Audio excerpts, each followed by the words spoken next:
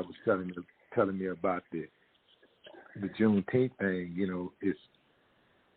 It was a little, I guess, amusing to me a little bit because I thought everybody knew about Juneteenth because we were celebrating it here in Texas for a long time. When I was growing up, we were celebrating it, but when I got to be a grown man, I stopped celebrating it because I just felt like Judge Joe Brown feel about it. I feel like, man, that ain't really nothing to celebrate to me.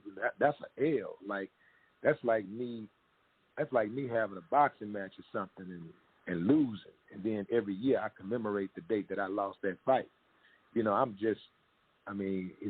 I'm trivializing it or something, but trivializing. No, I'm having problems understanding why you look at it as an L.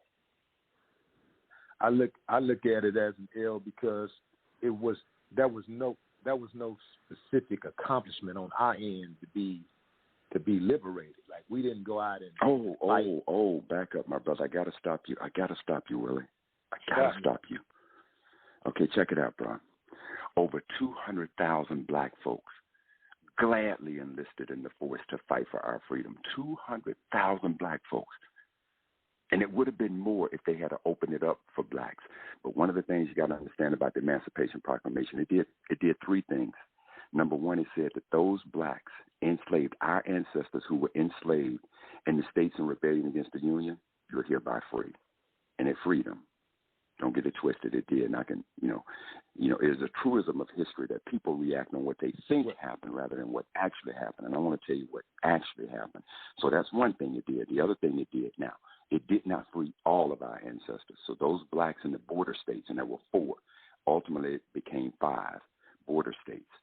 But the third thing it did that we don't talk about is that in that Emancipation Proclamation, you had people like Frederick Douglass who convinced Lincoln to sit on the sideline. We won't end on this.